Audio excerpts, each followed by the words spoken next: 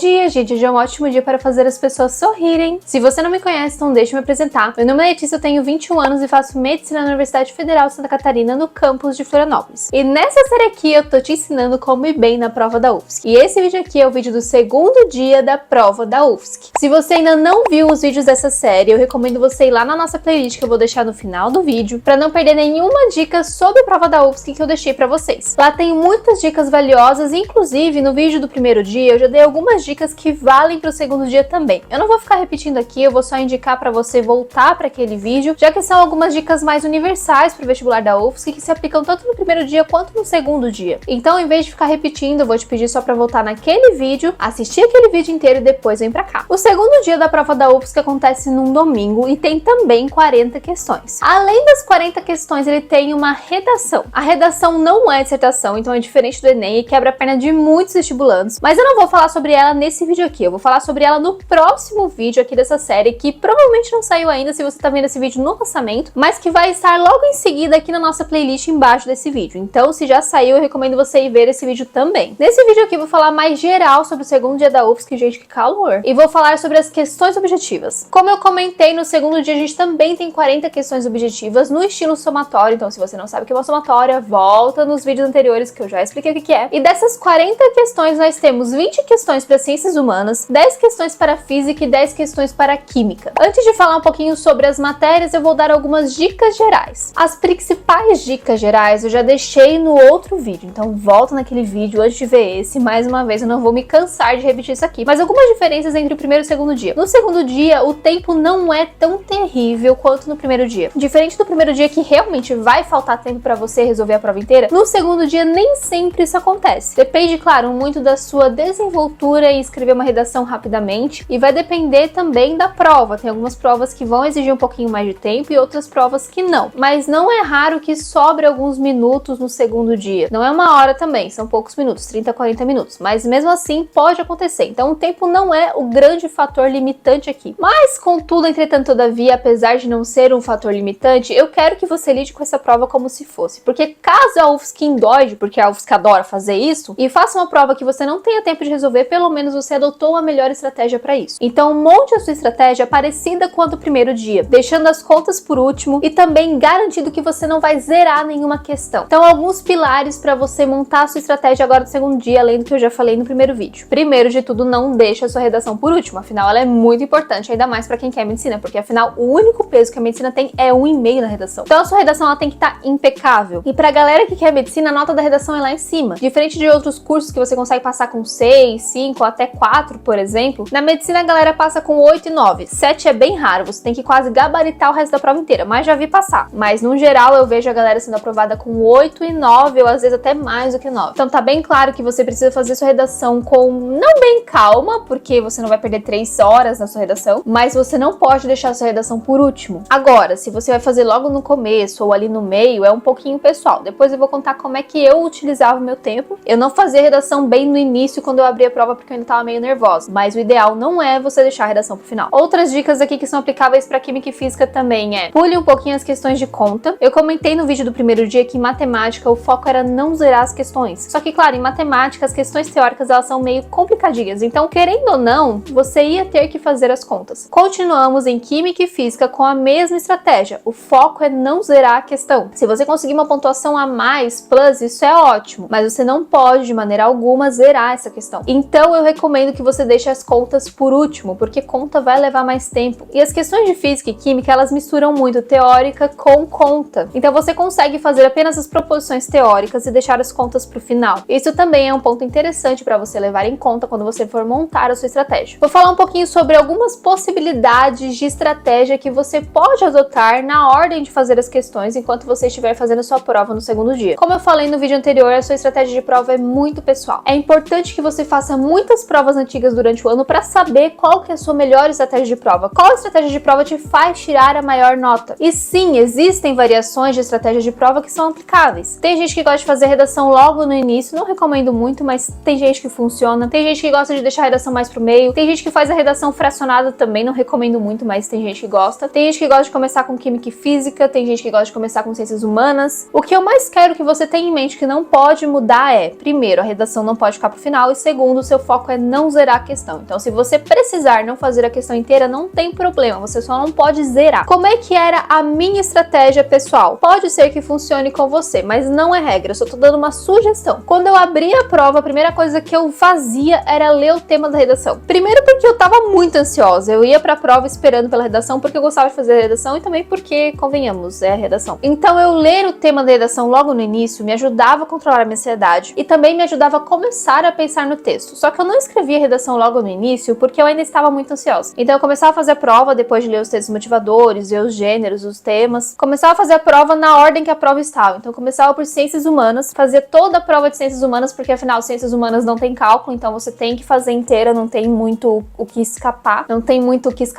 E como eu já te falei que no segundo dia o pior é que não é o tempo, eu consegui dar uma relaxada melhor para conseguir fazer as questões inteiras de ciências humanas. Depois eu ia para química e física fazendo o que eu já falei que eu fazia em matemática, achando uma proporção correta em cada questão. Claro que às vezes eu via que era uma questão, isso ocorria principalmente em química, era uma questão inteirinha sobre um tema só, com proposições mais fáceis, mais teóricas e que eu sabia que eu dominava, aí às vezes eu já fazia a questão inteira. Se eu via que era um tema mais difícil, que eu ia ter que pensar mais, perder mais o tempinho, eu deixava pra depois, só achava uma proposição correta. Depois de fazer a prova inteira, não fazer, né, mas passar pela prova inteira, eu voltava na redação e fazia a redação, mas não passava limpo ainda. Depois de terminar a redação e fazer ela inteira sem passar limpo, eu voltava em química e física e fazia as questões teóricas que eu tinha deixado de lado e um pouquinho das contas. Não fazia todas as contas ainda, eu deixava as contas mais difíceis pro final. Depois disso, e lembre-se, isso ainda não estava na finaleira da prova, ainda faltava 1h30 ali e minha redação já estava pronta. Então eu não estava completamente desesperada por falta de tempo por causa da redação, eu só precisava passar ela limpa. Depois de fazer isso, eu voltava na redação, relia e passava limpo. Eu gostava de fazer isso, de fazer a redação e só passar limpo depois, porque esse tempo que você dá entre fazer e passar limpo pode ser uma estratégia para o seu cérebro dar uma espairecida, uma arejada, e pode ser que você lendo depois, você repare em erros que você não repararia se você tivesse passado a limpo logo em seguida depois que você terminou de escrever a redação. Ou então até você pode ter algumas ideias novas para incrementar a sua redação. Incrementar.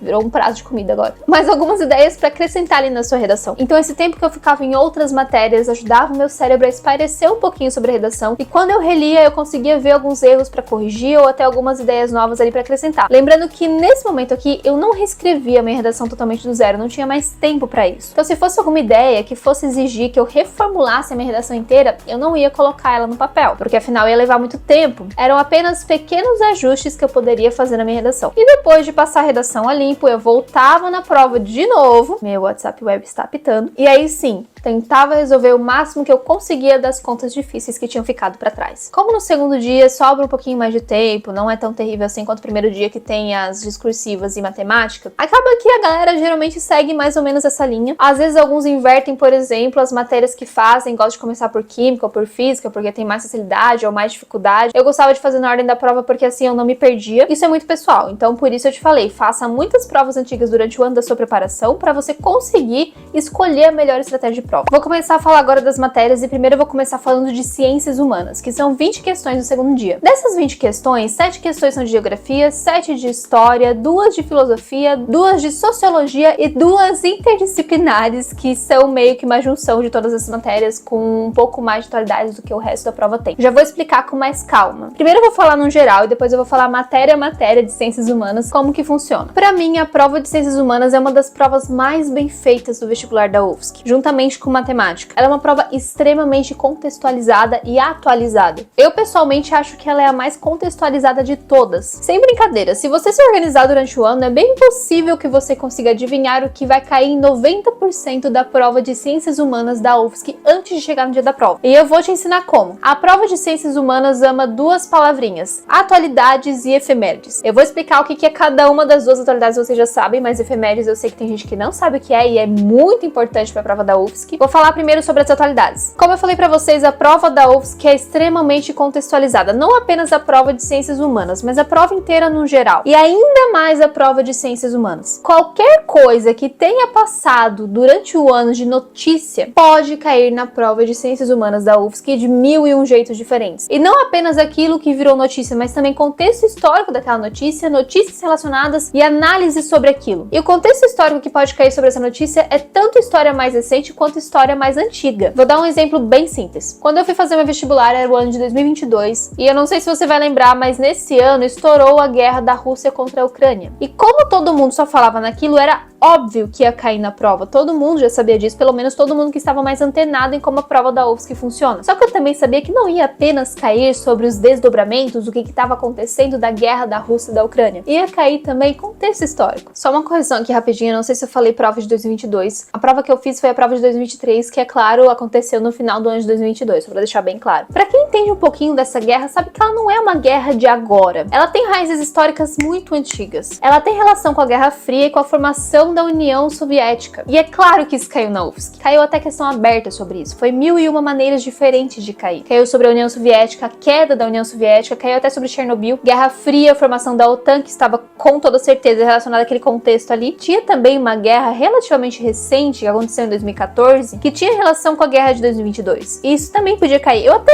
acho que caiu, mas eu não tô lembrando certinho. Talvez tenha caído ou não. Pode ser que eu esteja ficando louca também. Então, como vocês puderam perceber, não são apenas as atualidades que podem cair na prova, mas também o contexto histórico daquela atualidade. E sim, geralmente as piores questões da prova de ciências humanas têm relação com a atualidade. A UFSC adora cobrar uns detalhes bem desgraçados nessa prova. Detalhes horríveis. Então estude bem atualidades, tire um tempinho por semana para dar uma olhada no que tá acontecendo, ler um pouco de jornal, estudar sobre aquilo. Quando você vê que estourou alguma coisa muito grande, como uma guerra, alguma coisa econômica, algo que teve repercussão nacional e internacional, estuda e estuda também o contexto histórico daquilo e estuda bem. Porque a UFSC não tem medo de cobrar detalhe quando o assunto é atualidades. Com efemérides eles também fazem um pouquinho disso, mas dá pra notar que é um pouquinho menos. Também tem umas questões bem aprofundadas, mas é um tiquinho menos. E uma questão polêmica com relação a atualidades, que eu sei que vai vir professor de cursinho comentar aqui embaixo que eu tô mentindo, que eu tô falando fake news. Ele só está falando isso pra tentar manter a boa vizinhança, porque como uma pessoa que fazia vestibular, eu vou te falar isso e é verdade. Só que eu gostaria de deixar claro antes de falar que eu não estou expondo aqui minha opinião política. O meu canal não é sobre política, eu não gosto de falar sobre política aqui, eu não gosto de expor a minha opinião política que não tem a ver com educação ou saúde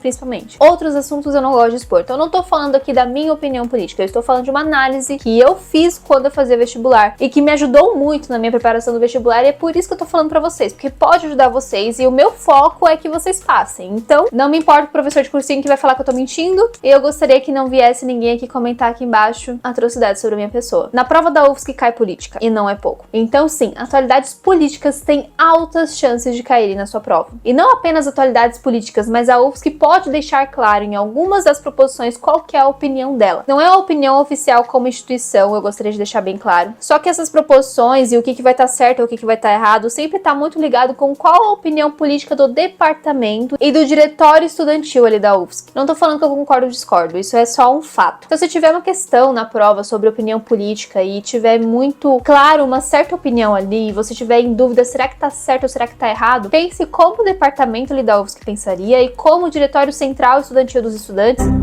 diretório central dos estudantes pensaria. Isso ajuda a nortear bastante, a tentar entender se aquela questão ali vai estar certa ou errada. Isso quando envolver opinião política. Eu sei que tem muita gente que estuda pra entrar em medicina que não gosta de se envolver com política. A medicina não é um curso extremamente politizado, tem muitos outros cursos que são muito mais politizados ali na UFSC e muita gente vai pra esse curso justamente por causa disso. E eu confesso que eu também odeio política. E eu não gostava de estudar política quando eu tava no meu ensino médio. Só que a impressão que dá fazendo a prova da UFSC é que a banca de ciências humanas quer que você saiba política. A opinião desse departamento, pelo menos o que dá de notar, é que a política ela é um componente essencial da nossa vida social. Então eles querem que você entenda política. Quando você entrar no curso, você não precisa necessariamente se envolver com política. Eu já tô ali dentro há, 1 ano e meio, já tô indo pra 4ª fase, e eu não me envolvi com política, porque não é obrigatório. Você pode apenas se abster. Tem sim meios, caso você queira se envolver com política, você pode se envolver nesse meio, mas não é algo obrigatório. Só que agora, no vestibular, eu acho que é importante você estudar, porque senão você não vai ir bem na prova. Então, lê o que tá acontecendo na universidade, quais pautas políticas estão sendo discutidas na universidade. Você não precisa necessariamente concordar ou discordar, você só tem que saber o que tá acontecendo e qual que é a opinião dos estudantes da UFSC, do Departamento de Ciências Humanas e, sei lá, da instituição, caso tenha uma. Então, o que eu fazia na minha época? Eu segui 2 Instagrams, porque esses 2 Instagrams, eles postam algumas coisas que estão acontecendo ali na universidade. Primeiro é o Instagram oficial da UFSC, que é esse aqui, e o outro outro é o Instagram do DCE, que é o Diretório Central dos Estudantes. O Instagram da UFSC, ele vai publicar mais coisas oficiais. Você não vai ter uma opinião ali bem descarada, porque afinal é o Instagram oficial da UFSC. Então é o Instagram de uma instituição. O que eu gostava de fazer? Primeiro, ali eu tinha notícias. Então, notícia de greve, porque sim, se tiver greve na universidade pode cair na prova. Notícia de políticos envolvidos, notícia de cortes, ou notícias de verbas que estão chegando na universidade, notícia de reforma ali na universidade, casos que ocorrem ali. Vai sair nesse Instagram se tiver uma relevância maior. E aí você pode ir nos comentários e tentar descobrir o que os estudantes estão comentando. Essa é uma forma de tentar se antenar no que está acontecendo na universidade. Até porque a maioria dos estudantes que comentam nesse Instagram são alunos da universidade. Então, estão diretamente envolvidos ali naquela dinâmica. E o Instagram do DCE, ele é um Instagram mais político mesmo, porque ele é um Instagram que também é institucional, mas o DCE, ele é a representação oficial dos estudantes ali na UFSC. E o DCE,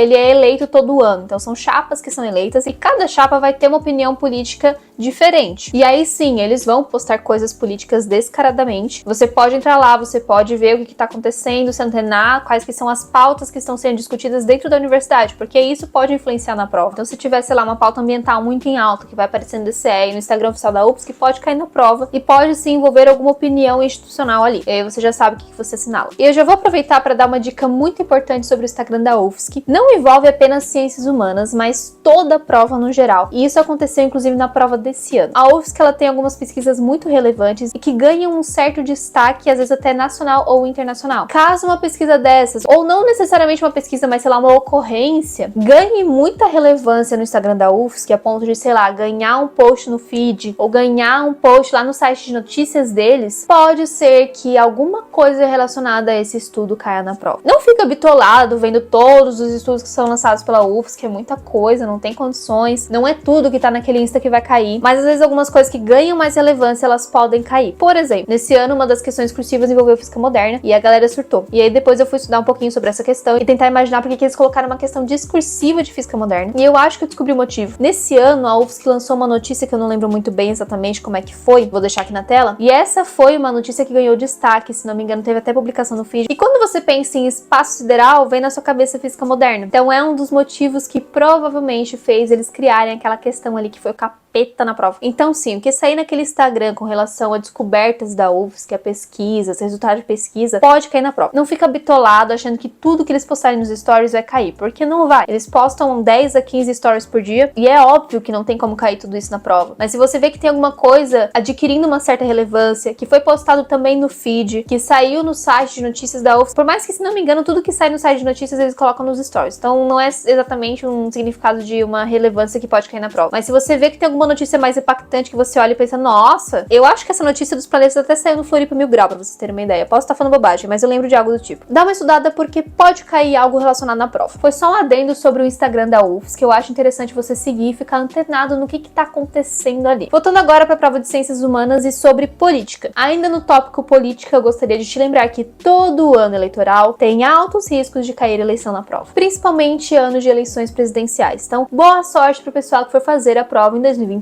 Sempre que é ano eleitoral, a UFSC tem chance de cobrar várias coisas na prova relacionadas a eleições, como, por exemplo, história de partidos políticos, isso pode cair, como que funciona o processo eleitoral, história e interpretação de direita e esquerda, porque tem um contexto histórico para isso, tanto da direita quanto da esquerda, surgimento dessas duas linhas políticas de pensamento. Pode cair até presidentes brasileiros do passado. Sim, isso ficou muito amplo, eu falei praticamente metade da história inteira que a gente aprende no ensino médio, mas os presidentes mais relevantes, mais atuais, quando a gente pega, por exemplo, a república que surgiu depois da ditadura militar, e claro, os presidentes clássicos como, sei lá, Getúlio Vargas, pode cair também. Mas são chances, e ano eleitoral sempre tem essa chance, principalmente quando se tem eleições acaloradas, como foram as eleições de 2022. Eu não lembro se caiu na prova de 2022, mas eu acho que caiu alguma coisa. As eleições que não são as presidenciais, que aí são pra eleger prefeito da cidade, também pode cair coisa na prova, mas é menos frequente, mas pode cair também. E uma última dica pra falar sobre atualidades, antes da gente falar sobre efemérides, vou falar um pouquinho sobre bairrismo. A UFSC, ela é uma prova um pouquinho bairrista. Ela não é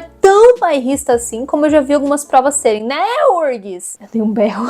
Mas ela ainda é um pouco bairrista e atualidades de Santa Catarina podem cair. E não só de Santa Catarina, mas também sobre o Sul. Claro que essas atualidades, se elas tiverem uma relevância nacional, a chance de cair aumenta exponencialmente. Como, por exemplo, no ano passado nós tivemos as enchentes no Rio Grande do Sul. Caiu na prova, óbvio que ia cair, todo mundo sabia que ia cair. Pra quem é de Santa Catarina, fica bem mais fácil de estudar essas atualidades porque a pessoa tá morando aqui, então ela vai saber o que está acontecendo no seu estado. Para quem é de fora, talvez seja um pouquinho mais difícil saber o que está acontecendo no sul e em Santa Catarina. Mas fica de olho também, porque pode cair. Vou falar um pouquinho sobre essas questões um pouco mais regionais no decorrer desse vídeo. Eu vou falar agora sobre efemérides. Muita gente não sabe o que é. Efeméride ou data efêmera é quando uma data histórica faz aniversário. Então, por exemplo, no ano de 2024 foi aniversário do golpe de 64. Nós fizemos 60 anos do golpe de 64. Quando for 2028, vai ser aniversário da proclamação da República e da Constituição de 1988. Ah, falando nisso, Constituição também pode cair em ano eleitoral. Chance bem menor de cair, mas pode cair. Voltando. Efeméride ou data efêmera cai muito na UFSC. A UFSC ama data efêmera, ama aniversários e inclusive deram um bolo de presente para eles na prova de 2022, porque foi data efêmera, se não me engano, da queda da União Soviética e junto com essa data efêmera explodiu a guerra da Rússia e da Ucrânia, ou seja, tava perfeito para eles fazerem a prova. Eles fizeram um monte de questão sobre aquilo naquela prova, foi incrível. E na prova de 2024, essa prova que acabou de passar, também caiu o golpe de 64. Ainda mais porque a UFSC ama já falar de ditadura militar em contextos normais de temperatura e pressão, quando já não é data efêmera. Imagina quando é. As datas efêmeras que podem cair na sua prova são tantas datas efêmeras do ano que você está prestando vestibular, ou seja, por exemplo, do ano passado, que foi a prova de 2024, poderiam cair datas efêmeras de 2024, tanto quanto do ano seguinte, que é o ano que você vai entrar na universidade caso você passe. Então,